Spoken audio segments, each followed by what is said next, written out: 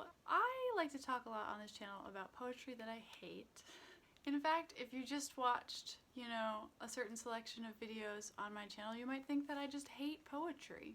But I don't. I love poetry. And I wanted to talk today about a collection I read recently that was absolutely amazing. It's called Portrait of My Body as a Crime I'm Still Committing by Topaz Winters.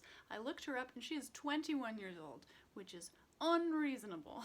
This won a contest in 2018, which means that she must have written it as a teenager. Anyways, it's really good and I want to talk about it. Sometimes I get comments from people who like my content when they will say something along the lines of, yeah, I'm with you.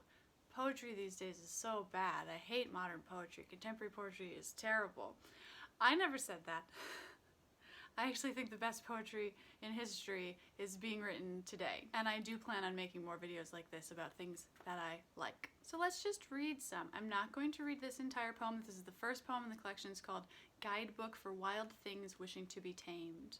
And the first line is, kiss girls who only kiss boys. I mean, she has me intrigued. I'm intrigued. This is a very gay collection of poetry and I love it. So I'm just going to read some other lines from this that were really good. You with your fingers dipped in revolution, the history of things that will someday be true. Ooh, the history of things that will someday be true. Oh, that's a great description of a revolution. Sing a song of cease. Beautiful sounds. Sing a song of cease, of ceasing to exist, and whatever definition you will twist out of its ruins. Beautiful, beautiful, subtle internal rhymes. To understand the rain, you must know that its only purpose is its downfall. You're too young to be this good.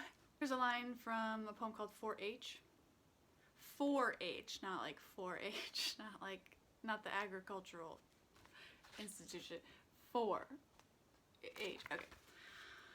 So we're in your bedroom, which is another way of saying we're in the dream your mother had of a different childhood. Oof. She has a really unique way of saying things, but they're very easy and accessible to understand, right? Here's one I'll read in its entirety. It's called But First the Stomach.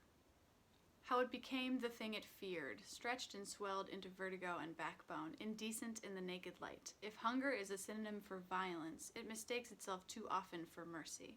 Its destiny is the gush and hum of water into an empty stomach, organs weightless, thoughtless. The mouth and all other things sharp and on their knees. They are chained up and narrowed down, vision filled with a lethal begging, a tender gasp of inevitable ache. In the beginning there was want. I can't remember what came after that. She has really great word choices, just basic noun and verb choices, which is not to be glossed over. That's not easy. And yeah, I just really appreciate the poems in this collection that are about having an eating disorder. I think that they're very well done. Here are some lines from a poem called If the Body is an Artifact.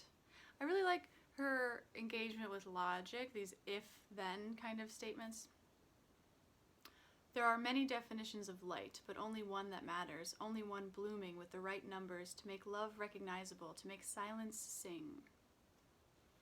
Again, you know exactly what she's talking about. You don't have to work that hard. This is obviously another poem about having an eating disorder, but she says these things in an interesting and unexpected way. Here's another one I'll read in its entirety. It's called Alternate Names for Gay Girls After Dana Smith. 1. Autumn rain before the fires. 2. Greyhound bus bound for nowhere. 3. The moment of the story when the hero faces the darkness and thinks perhaps all might be lost. 4. Cracked television screen. 5. Forest before the screaming. 6. Carnations in the arms of everyone I love. 7. Artemis. 8. Callie. 9. Freshly washed corpse. 10. Have you found a nice boy to settle down with yet? 11. Surrender to brightness. 12. Dragonfly. 13. Arson. 14. Closet as dark matter as no space to come out of. 15. Invented heartache. 16. Skip stumble revolution. 17. Beautiful horror. 18. Every way that silence moves faster than sound. 19. No grandma. Her, I said it's a her. 20. Holy. I'm also a sucker for contemporary poets who combine highbrow language with really everyday language. Because again, I think it strikes the right balance of being poetic yet accessible. I think I often have a lot more to say about poems that I hate than poems that I like. And I think that's because when art is good, there's something kind of mysterious about it. Whereas when it's bad, it's just very transparent and you can really explain why it's bad. But when it's good, it's harder to explain why it's good. Does that make sense to anyone? Does anyone else feel that way? Maybe I'm just not smart. Here are some lines from a poem called High Specific Heat. When you smiled, the morning blushed pink and gold, violent and tender, horrifying and warm. These juxtapositions are really great. Violent and tender, horrifying and warm. My ache left me behind. I thought, okay, I could get used to this, and I did. I got used to you. You became a habit, and God knows I can never get rid of habits. You who told me I was worthy. You, full of ink that tasted like wine.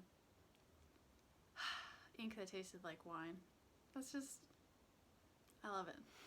You said, I'm fine, and I heard, is the self not its own foreign country? Just a great balance of lines that make me pause and think and are maybe even a little bit confusing, but they're surrounded by lots of lines that are very transparent. Here's the last poem I'm going to read in its entirety. It's kind of long. It's called Pandora. And I could have kissed you right there, you with that dance and me with the look on my face that says, goddamn, who knew people could be sunlight? And that to the things I've learned while trying and failing to wrestle this year into submission. 1, a body is a prayer, not a temple. 2, is it really so selfish to want to be the one thing you'll never say out loud? 3, the closet, the humming box, the things that come out of both of them. 4, yes, you idiot, of course I'm in love with you. How many times do I have to tell you before you pick up the goddamn phone? So me, I'm over here choking myself to sleep, and you're busy kissing all the tornadoes in Kansas goodnight. Like there's anything more mutual than waiting. Like there's anything left except for maybe everything. Telephone cord dangling like something burnt to death. The closet, the humming box, the things that are best left closed. Me with the look on my face that says, goddamn, it's been a long year. Me with the look on my face that says, goddamn, just look at that, darling. Just look at you dance. Do you see what I mean about the balance? There's lines like, is it really so selfish to want to be the one thing you'll never say out loud, which make you pause and think. And then there's lines like, yes, you idiot, of course I'm in love with you, which is just a thing that someone might say. And it feels very genuine, feels very real. Here are the final lines from a poem called July. Bless every single person who has loved me, loud as sage smells when crushed. Ah, what? I mean, it's synesthesia, right? As loud as sage smells when crushed, you're comparing a sound to a smell. You're saying it's as loud as the smell. That's so unexpected, but at the same time, like, I get it. I'm not confused. Bless every single person who has loved me, loud as sage smells when crushed, loud as cicadas yearn at twilight, loud as death feels far on the first morning of summer when you taste the possibility in the rain.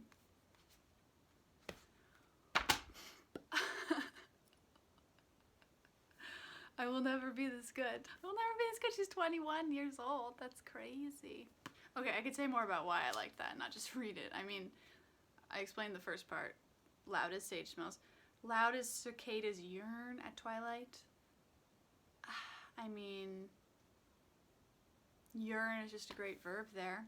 Loud as death feels far on the first morning of summer. That's such a great description of the feeling of summer. It's not just pleasant and warm, but it's so enjoyable as to make you forget about your own mortality. That's a beautiful, beautiful way to put that. And then when you taste possibility in the rain, it's just good. Again, I have so much less to say. When I hate it, I have like a whole dissertation about what I don't like. And when I love it, I'm like, it's good. You should love it too. I have virtually nothing really to say to defend my opinion that this is a very important poet to watch out for, but I think she is. So that's all for now. Here's your proof that I don't just hate everything. I can very enthusiastically love a poetry collection. There are many poetry collections I do love. I will make more videos like this, but I do think they're a little less entertaining. They're mostly recommendations, I suppose. If your taste is similar to mine, buy this yesterday.